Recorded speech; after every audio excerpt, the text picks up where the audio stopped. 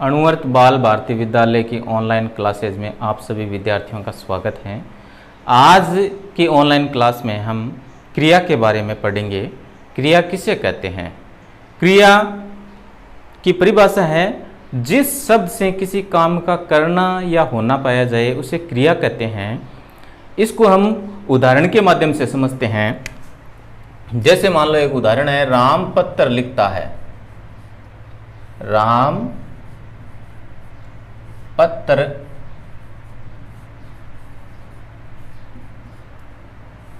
लिखता है। इस वाक्य में लिखता जो शब्द है, इससे हमें पता चलता है कि कोई काम हो रहा है। तो लिखता जो शब्द है वह है इस वाक्य में क्रिया है।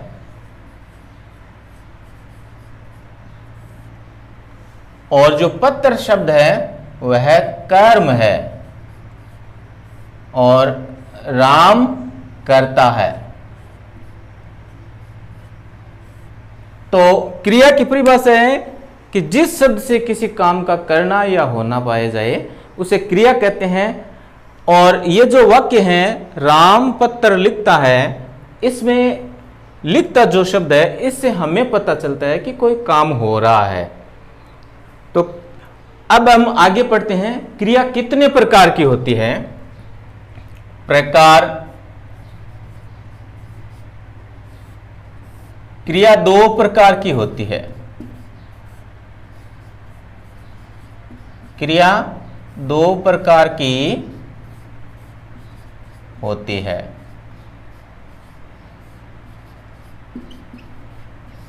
कौन कौन से दो प्रकार? पहला जो प्रकार है वह है सकर्मक क्रिया। सकर्मक क्रिया। दूसरा जो प्रकार है वह है अकर्मक क्रिया। अकर्मक क्रिया।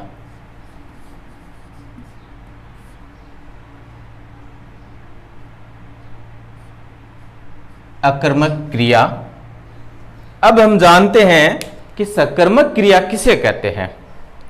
सकर्मक क्रिया की परिभाषा है कि जिस वाक्य में क्रिया का फल सीधा कर्ता पर न पड़कर कर्म पर पड़ता है, इस प्रकार के वाक्य में जो क्रिया होती है वह सकर्मक क्रिया कहलाती है। या जिन वाक्यों में कर्म होता है उस प्रकार के वाक्यों में जो क्रिया होती है वह सकर्मक क्रिया कहलाती है। इसको हम एक उदाहरण के माध्यम से समझते हैं। जैसे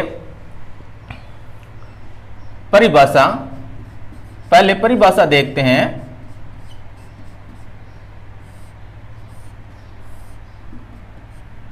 सकर्मक क्रिया।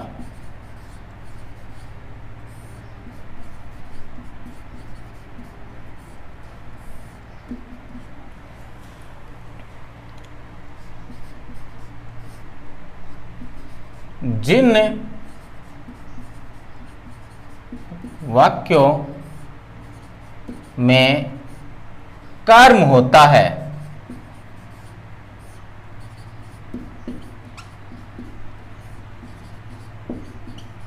या जिस क्रिया का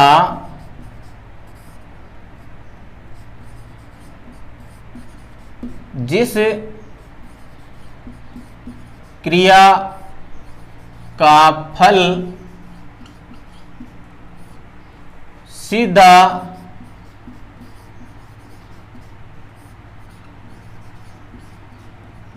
कर्ता पर न पड़कर कर्म पर पड़ता है। कर्म पर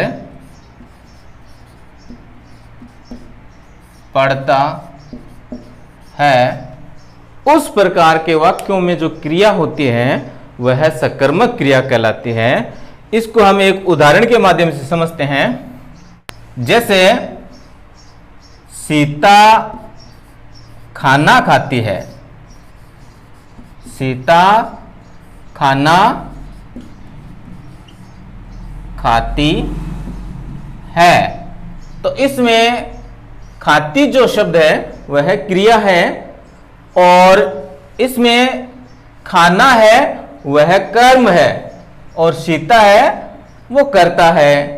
तो जिस वाक्यों में कर्म उपलब्ध होता है, कर्म होता है, उस प्रकार के वाक्यों में जो क्रिया होती है वह सकर्मक क्रिया कहलाती है। और अगर एक छोटा सा ट्रिक्स और है, ये जो क्रिया है इसके आगे हम क्या लगाकर प्रश्न करें और कोई उत्तर आ जाए, उस प्रकार के वाक्यों में जो क्रिया होती है वह सकर्मक क्रिया कहलाती है। दूसरा अपना क्रिया का जो प्रकार है वह है अकर्मक क्रिया। उसको हम परिभाषा के माध्यम से, उदाहरण के माध्यम से समझते हैं।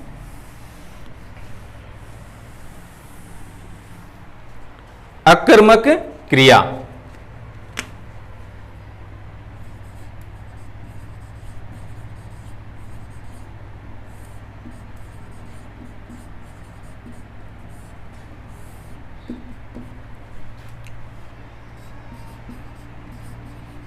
जिन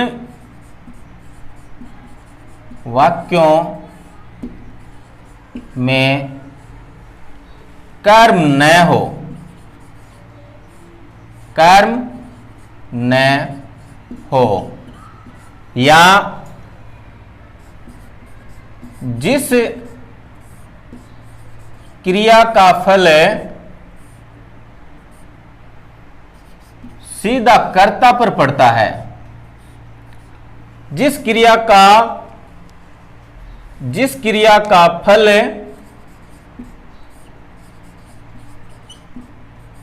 या व्यापार सीधा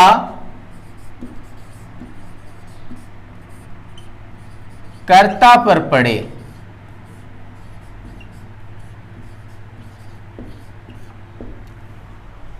जिस क्रिया का फल या व्यापार सीधा कर्ता पर पड़े, उस प्रकार के वाक्यों में जो क्रिया होती है वह अकर्मक क्रिया कहलाती है। इसको एक उदाहरण के माध्यम से समझते हैं। जैसे राम हंसता है, जैसे राम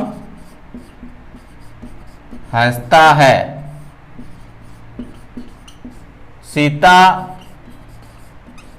सोती है,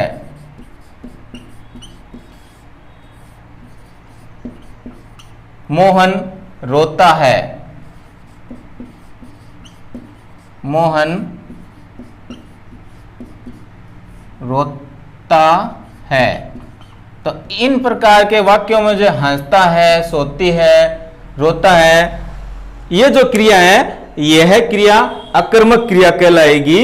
और इस प्रकार के वाक्यों में कर्म भी नहीं है, तो जिस वाक्यों में कर्म नहीं होता है उस प्रकार की जो क्रिया होती है वह अकर्मक क्रिया कहलाती है।